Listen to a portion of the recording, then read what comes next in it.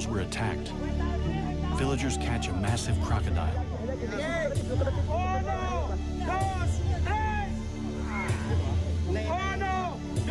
They hope it's the killer.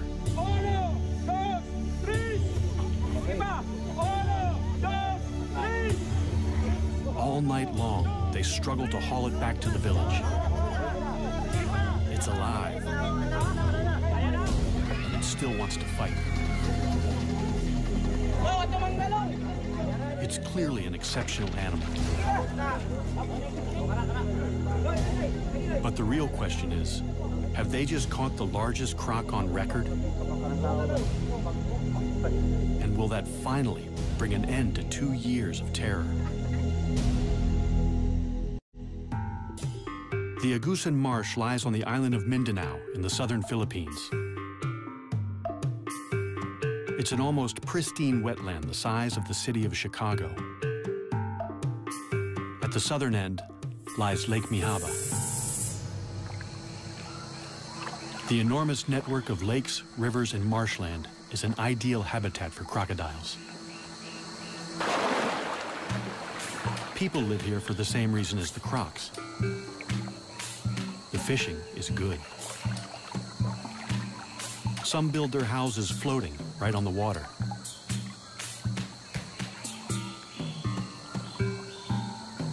Others live in stilt houses dotted around the marsh. In the rainy season, the water level can rise by 4 meters. It seems idyllic, but something strange has happened. For 2 years, this water has brought misery and terror. A massive crocodile stalked the villagers. It ripped their precious water buffalo to shreds before their eyes. Attacked one fisherman and his son.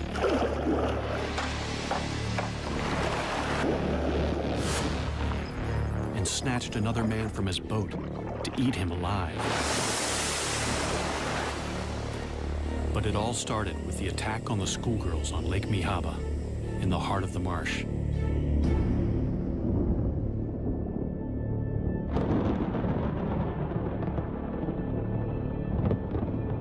It's 6 o'clock, already nightfall. 11-year-old Marina Ruiz and her friend Echel Rodrigo are heading home from school. Fisherman Roy Dagas follows right behind.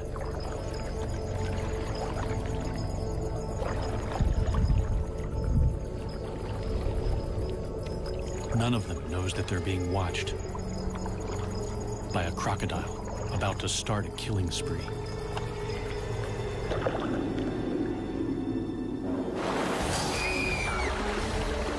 Sitting up front, Rowena never sees it coming. Roy saves Echel from what looks like a monstrous crocodile. But Rowena is decapitated. Seeing her head in the crocodile's mouth was disgusting. Later on, we found her body covered with banana leaves. It was really smelling bad. Rowena's dugout canoe still bears the scars of the attack. This is Rowena's boat, and these are the bite marks left by the crocodile. Here, here, and here. What kind of monster can bite through solid wood? The culprit is a saltwater crocodile, or salty. They're the largest of all living crocodilians, typically reaching 4 to 5.5 meters. Salties prefer freshwater, but can live in the sea because they're able to excrete salt through special glands. They've spread thousands of kilometers across the ocean to colonize lands from India to Australia. Salties have been hunted to the brink of extinction in much of Southeast Asia for their fashionable and highly sought-after hides. They also have the strongest bite of any animal.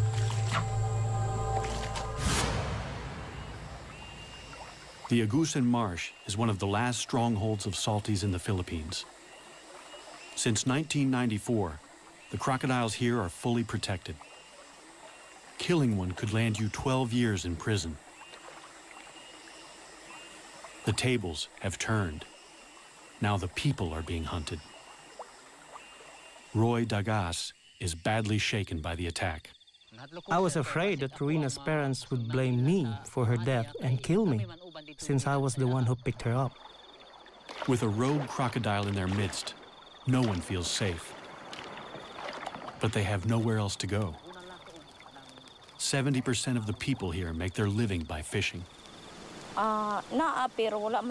wouldn't get any work in town because my husband is a fisherman. So we have to stay here in the Agusan Marsh. We have no choice but to stay here. The people who live in the marsh are mostly an ethnic minority known as the Manobo. They live a mostly traditional lifestyle in one of the poorest areas of the Philippines, completely dependent on the marsh for their livelihood. After years of peaceful coexistence, people here suddenly live in fear of crocodiles. We stay inside most of the time because we are scared. We only go outside when Roy is around. We used to see them, but they didn't attack anybody. Attacking people, that's recent. Because the crocodiles are strictly protected, the villagers can't hunt the croc down until the government issues a permit. Meanwhile, children go to school, and the men still have to go out fishing to feed their families.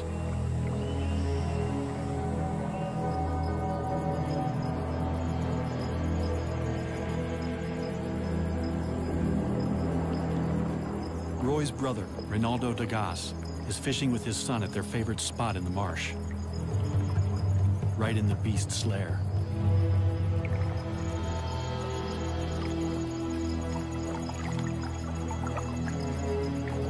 Fishing from the low-sided canoe, they're sitting ducks when the monster croc attacks. The pair fights back. I hit it on the side of its head with my paddle. Then it bit the side of the boat. It was very close. They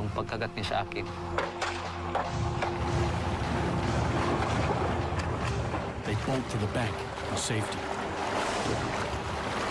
Reynaldo cheats death, one of the few who live to tell the tale.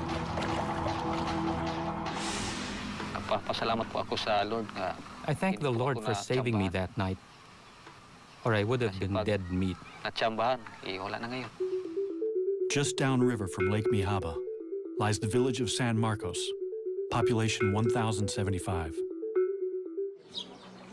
The village has no electricity or running water. It's the main base for the Manobo, including people who live in floating houses and retreat here in the rainy season. Rudy Ayala is the chieftain of this area. Ang pinakadako nga hulga sa buaya. The biggest threat to crocodiles here is the growing number of people moving into the crocodiles' territory, competing with them for food and space. Competition for fish in the lake could be causing the big croc to seek out new food. In San Marcos, it's found a ready supply. The people throw their garbage, including animal carcasses, in the water. The crocodile has been spotted in the river that runs through the village. Rudy lays down the law. The advice is simple. Don't lure the crocodile into the village with easy meals. It seems to work. There are no further attacks near San Marcos. Instead, the crocodile sets off in a different direction. It's been spotted 5 kilometers south of Lake Mihaba, and it's about to kill again. Nueva Era is a remote village set back from the marsh. The small stream that flows through it is the sole source of water for 1,300 residents. A 15-meter wooden bridge is the only safe crossing, especially now that the Croc is in their creek. It's a long way from home, having swum through a network of rivers and creeks to reach the village from Lake Mihaba.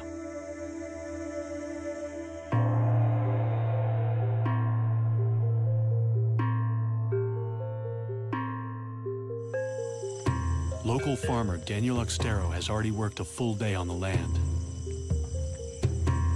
After dinner, he has to go out fishing, working a double shift to feed a wife and 7 children. He doesn't go far. Fishing near the bridge, he's within earshot of his younger sister. Daisy's house overlooks the creek.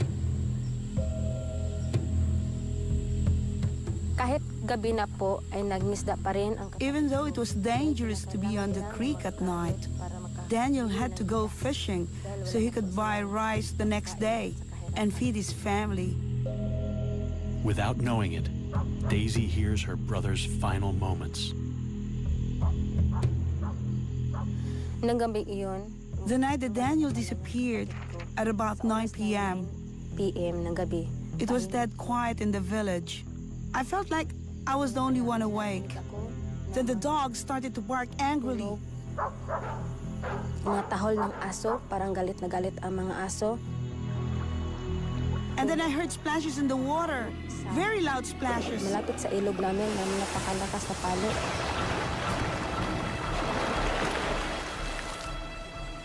Papunta na ako. I was terrified, so I went to bed. Natakot. At kinaumagahan, the next morning, one of our relatives came to tell me that Daniel had gone missing. Daniel na hindi nakauwi. Despite repeated attempts to find his body, all that was ever found of Daniel was his boat and his hat. This picture is the only memory we have of Daniel, because just before he was killed, his house burned down and everything he owned was destroyed. Kanyang balay ni Daniel, nagamay taghuat madako. This was Daniel's house, but it burnt down. He was building another one when he went missing. Daniel's family lost a provider and a much-loved father and son. Of course I miss him. He's my son. Perhaps it was fate. He was a fisherman, and maybe this is a fisherman's fate. The fate of Daniel's killer is also sealed. The government in Manila has finally issued a permit to hunt down the rogue crocodile, as long as it's taken alive. There's only one man for the job. Croc legend Ronnie Sumiller has been hunting nuisance crocodiles for 20 years. This will be his most dangerous mission yet. Members of Daniel's family are eager to show Ronnie to where the attack happened.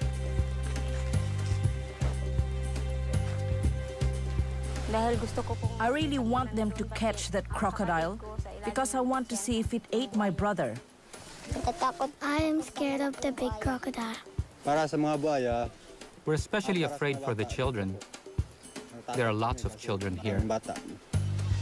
The children don't swim here anymore, but they're in great danger anytime they come close to the creek. The water's edge is a favorite hunting ground for crocodiles. They're ambush predators. It's a strategy honed over millions of years. By lowering their heart rate to 2 beats per minute, they can stay submerged for an hour without breathing, waiting for prey to stray into the strike zone. The attack is sudden and fast. Death can be slow. Crocodile teeth are not for chewing. They're for holding the prey, while the croc uses brute strength to rip it to pieces. They spin to tear off chunks from large prey, the infamous death roll. Smaller prey is shaken to pieces. Ronnie's plan is to use the croc's own preferred hunting strategy to capture it.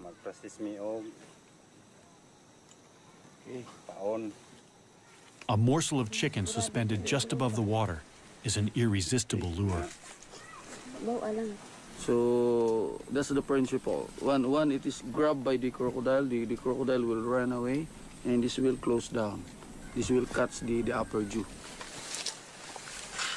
In Ronnie's experience, a snare is least likely to injure a crocodile.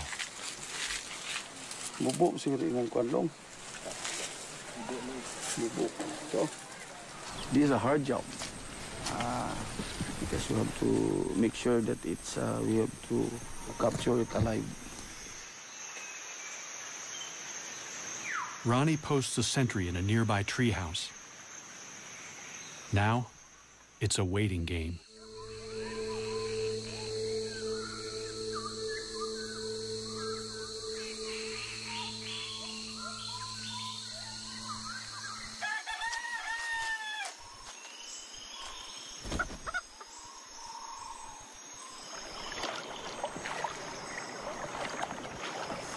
In the morning, the bait is gone and the trap is torn. A crocodile has done the impossible, snapped the steel cable, and escaped. The cable snapped. I think we're dealing with a much bigger crocodile than we expected. Ronnie sets more traps.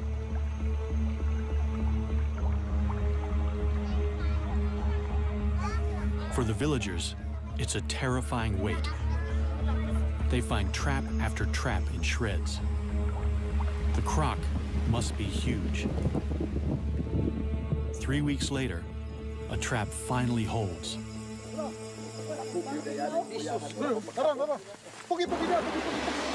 This time, they've got it.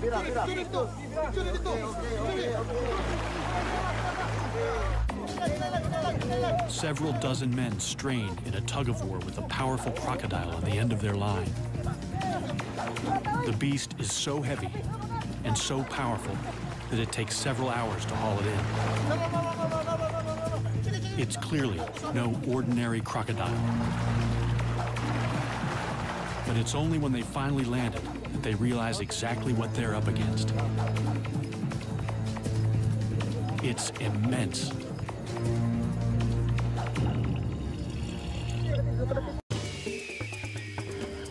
This show was created for you and your family to watch together. Welcome to Nat Geo Wild.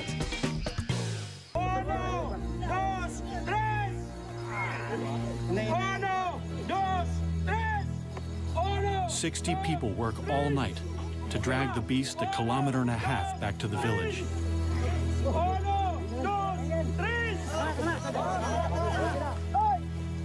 It's over a ton of muscle, power, and killer instinct.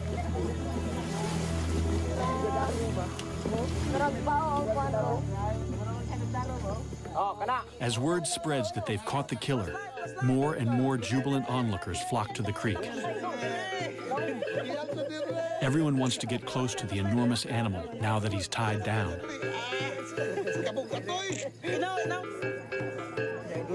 There's plenty of fight left in the croc.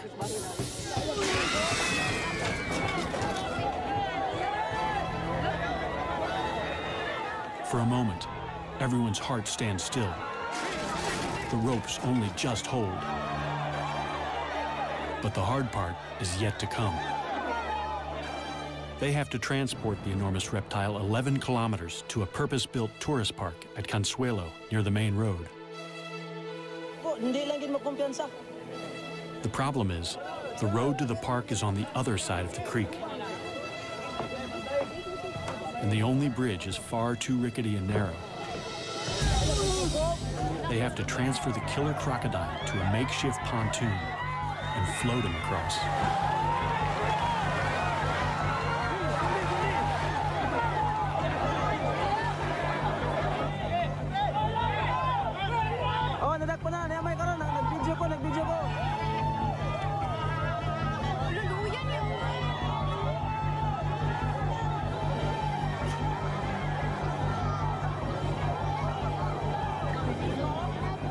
Finally, after they struggle for 24 hours, victory.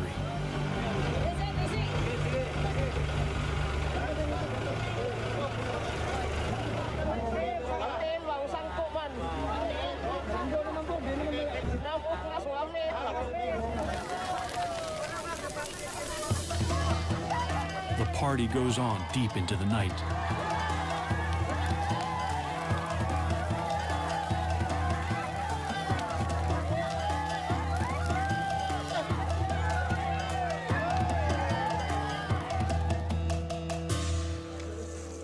Morning finds the monster the star attraction at the Echo Park. Its pond was initially going to be a swimming pool for children. It's clearly a male. He weighs more than 1,040 kilos. Female salties rarely exceed 160 kilos and grow no more than 4 meters. This guy looks to be over 6. They call him Lolong. Lolong could get them into the Guinness Book of Records. They finally get a good look at him, but the villagers have second thoughts about whether this is the killer croc. That's not the right one, is it? No, it's too small. In the cold light of day, they say that no matter how big he is, he's just too small to be the killer.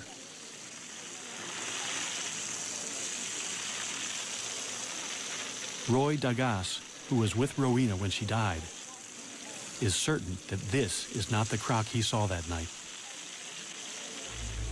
It's too late to prove Lolong killed Rowena 2 years ago. But Daniel Oxtero has only been missing a few months.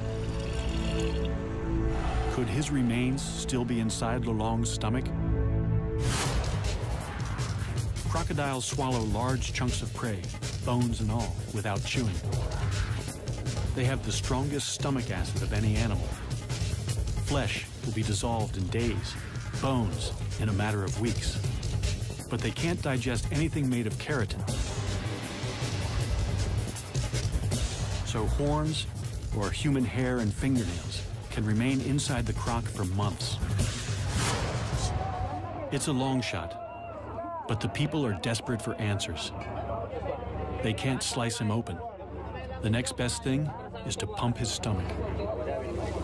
As soon as news of the capture breaks, Ronnie rushes back to the village to look for proof. He inserts a length of plastic tube down the croc's gullet. Then he pours bucket after bucket of water into him until the croc vomits violently.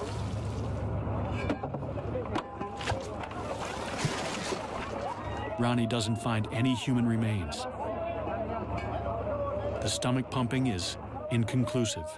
It's possible they didn't get everything out, or that Lolong had coughed up a hairball before they caught him. It's also possible that another giant crocodile killed Daniel, and that it's still out there. Life is returning to normal on the island of Mindanao, but it's not safe to go back in the water. Giant crocodile sightings continue even after the capture of the monster croc Lolong. Ronnie Sumiller is called back for duty. I am going back to capture the big crocodile, bigger than Lolong, because the villagers are endangered. Lolong could have taken to the creeks because a more aggressive male chased him out of the lake. It's a frightening prospect. The first place to look is Lake Mihaba in the heart of the marsh. Agusan's crocs are notoriously shy, so the best chance of finding it is at night. We are going to Lake Mihaba to spotlight and hopefully to see large crocodiles. With a local guide, he ventures into the crocodile's world at the most dangerous time. Every attack so far has occurred at night. It's dangerous to do this in this lake because of the presence of the large crocodile. But using flashlight, normally they will not attack. They're not alone. There are hundreds of crocodiles all around them. One of them could be the giant killer. In this lake, it could be 2 or 3 large crocodiles. Could be as large as lolong, maybe 20 feet. They see lots of smaller crocs.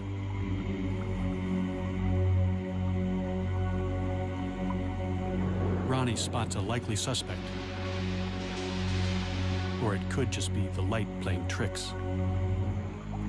This is the area where Rowena was attacked by the crocodile.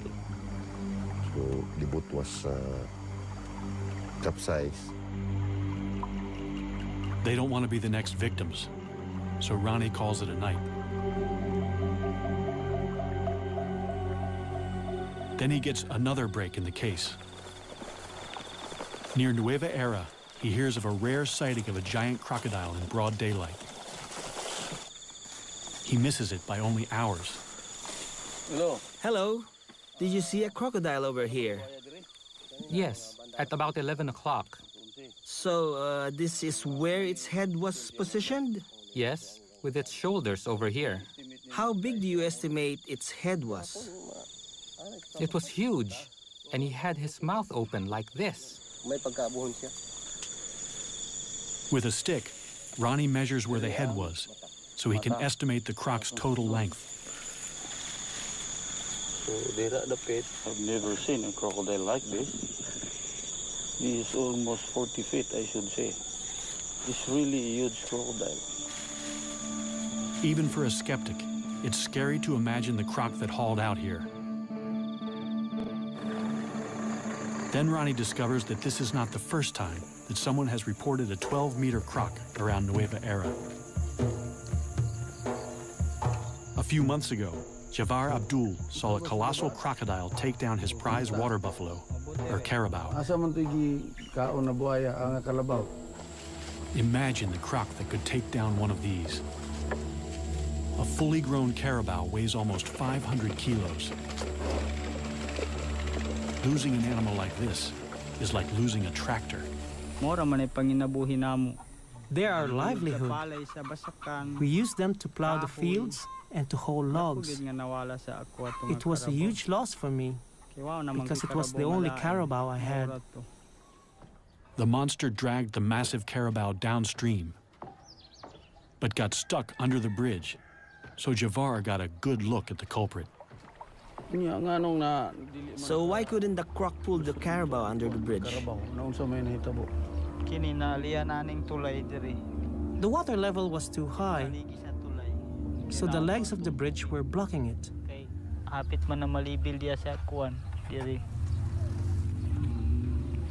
And how many crocodiles were there? 2. 2? Were they different sizes? Yes, a big one and a smaller one. Then he drops a bombshell. The smaller one was Lolong. How big do you estimate the big one was?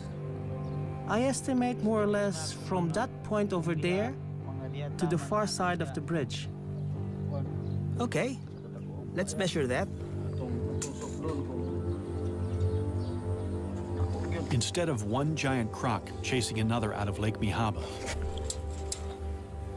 it seems 2 giant crocs were feeding together.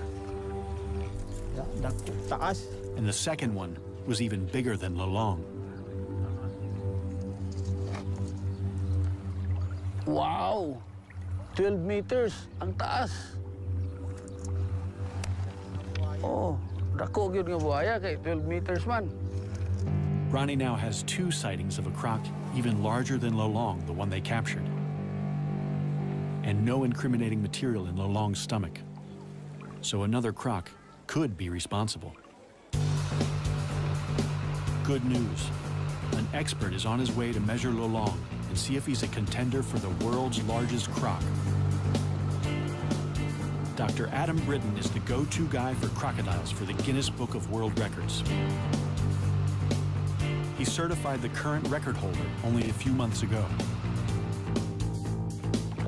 At 5.5 meters, Australia's Cassius Clay is the world's largest captive crocodile. Lolong could be bigger. Nothing can prepare Adam for what he's about to see. Here we go, Adam. Let's So see Lolong. this is Lolong? Yep. Oh my God. Oh, he's absolutely huge.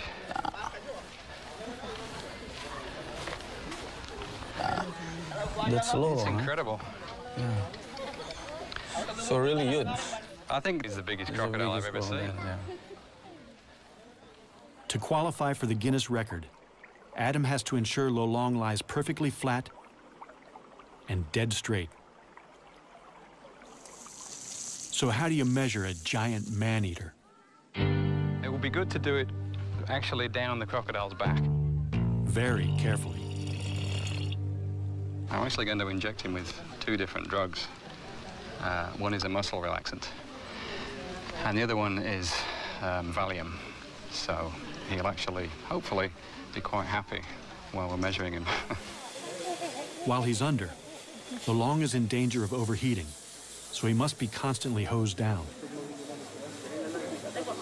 Adam has never sedated a crocodile this big before, and he's not sure how long it will take. But it's a large crocodile, and it's going to take a long time. Relative to how long it normally takes, it's going to take a long time for this drug to actually take effect. First, he has to get the needle into the monster croc. Adam gets dangerously close to the largest salty he's ever seen. So yeah, Ronnie, if you can keep a close eye on him, Yep. You see he's got his left legs backwards, so he's still quite relaxed. But look for any signs like he starts to lift himself up or starts to move his head. This is now in a relaxed position. That's he's in a relaxed position right now. Yes, I can get out of the way quite easily, and I'm going to go that way if anything happens. Adam has nerves of steel, but Lolong reminds him who's the boss. He felt that.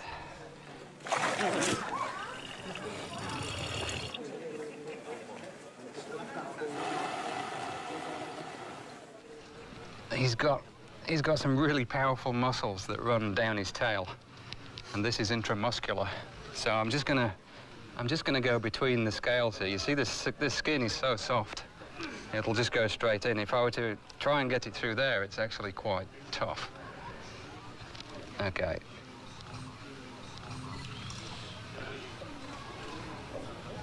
Oh. Okay. It's like a big mosquito. Wow, even that bent the needle. That was simply because he moved his tail. So the power of the muscles in the tail bent the needle while it was inside. 30 minutes later, Lolong is still showing no signs of feeling sleepy.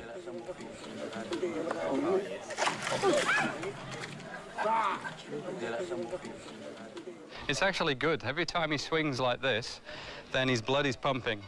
And the sedative that we put in will take effect more quickly. Okay. The sedatives are still showing very little effect. But Adam has drugged Lolong as much as he dares. Too much could kill him. They're going to have to shut those massive jaws by force. We have to remember that this crocodile is huge, it's enormously heavy, very powerful. Adam can't do it alone. He's going to need some help. We're going to use 6 people for this procedure. He's going to have, by the time we've finished here, he's going to have 2 ropes on his jaws. So one person on either side of his head is going to hold those ropes nice and tight. Then I'm going to jump on the back of his neck and push his head down. This is after I put a towel on his eyes. I'm going to get one person then behind me to help me keep weight on his chest, and then 2 more people on his back legs. And we're going to lift his legs up off the ground so that he doesn't have any leverage with those legs.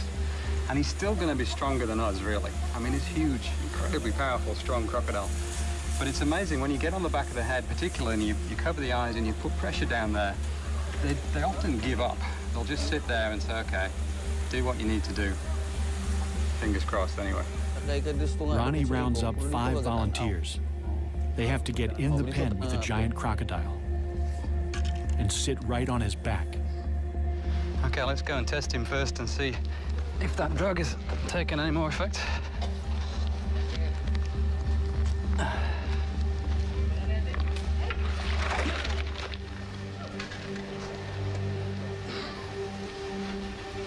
Yeah, just poke him, just touch him gently there. You see the way he tried to flick his head then?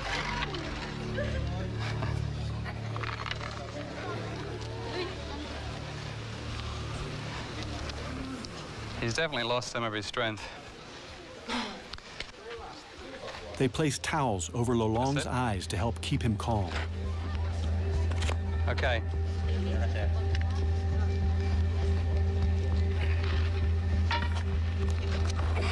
Holy mackerel. Okay, quick, grab his legs. Now we need someone. Okay, everyone on, someone with the tape now to tape his jaws. Then it sticks to itself. One more, that's good. Okay, break him off. Scientists know very little about giant crocodiles. Also, I'll take one off. This is the first time anyone's been able to measure a living croc over 6 meters. Okay, is everyone good? Yep. Okay, good job. I mean, I'm so used to doing this, but everything's scaled up. It's amazing. It's like measuring a dinosaur. It's just, it's amazing. I'm not used to this. 84. 84, what was the name? 84, that's the interorbital. Okay. Adam takes this rare chance to make detailed measurements. 255, it's actually 496. What do you say? 450? Finally, yeah, okay, 450, the one exactly. everyone's waiting for. Now for the moment of truth. Dr. Adam Britton is going to measure snout to tip along the curve of Lolong's body. Yeah, that's good, yeah. Yep. All right, just make sure this goes straight down the middle again. This is the one that has to be. Yeah.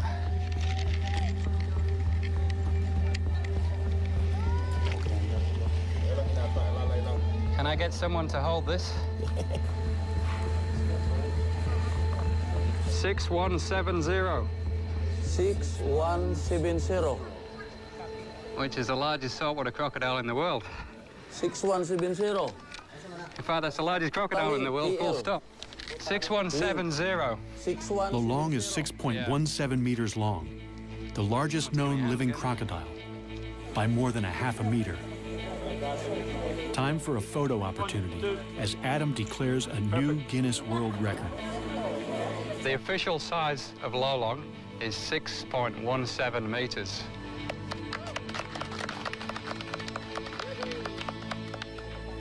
I'll give him a round of applause for that. That's very impressive. How did Lolong get so big? Adam thinks he was born to it, and that he could have big brothers with the same giant crocodile DNA. As with humans, nurture is just as important as nature. Crocs grow most when they're young, but any stress inhibits growth. Only 1 or 2 siblings in a clutch reach their full potential.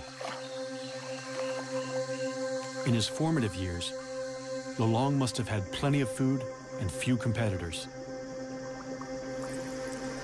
There were also far fewer people in the marsh to stress him out with their outboards and dynamite. Adam has what he's come for, but getting off again is almost as hard. Everyone from the back will go backwards, all the way backwards, straight off. You last? Yes. And then I will come off and I will take the towel off. So what you need to do now is cut this rope, cut this tape, sorry. Everyone ready to go back? Go. Backwards. Keep going. Keep going. You too. Yeah. Okay, now you can... While Lolong is still a bit groggy, Adam can't resist the temptation to get his first really close look at the business end of a 6-meter croc. This is probably the most powerful set of jaws in the world. with teeth that'll make a meal of anything unfortunate enough to get too close. One thing that's interesting with these big crocs is the size and the shape of the head varies a lot. Lolong's is quite wide, so it's actually very interesting. He's got all these incredible gnarly ridges all the way down the front of his snout. But you look at his head and it's so flat and wide. Oh, and now he's opening his eyes to look at me. So, well, if he's looking at me, I'm going to move a little bit further out of range. So a saltwater crocodile has got the strongest bite of any animal, without question, and particularly Lolong. I mean, this will be, if we were to measure this bite, he would be the strongest that had ever been measured. It's quite amazing. But if you're going to have such an incredibly strong bite, then the jaws have got to be strong enough so that they don't splinter when you bite down on something like a turtle, for example. And the whole shape of the crocodile's head is really designed to give it that strength so that it's reinforced. So if he bit down on something, then it's not going to escape. Which reminds me, I better step back before I actually test this myself. Lolong is now officially the world's largest crocodile. His newfound fame is a massive boon to the community's tiny economy. In just the first few months, he brings in over $11,000 from tourists. There's a thriving cottage industry of Lolong-related goods. Their once mortal enemy has become a source of pride. However, there is still no proof that Lolong killed anyone. The attacks probably started because more and more people are moving into the crocodile's territory. And crocs are smart. Once they're onto an easy meal ticket, they'll keep coming back. There have been no more deaths since Lolong's capture. Still, the rumors of another giant croc won't go away. And after Adam and Ronnie go home, the people of the Agusan Marsh will still be living with thousands of crocs just meters from their houses. They've caught the world's largest crocodile, and they have a pen ready for his bigger brother. No matter what the experts say, the people believe that the real killer is still out there.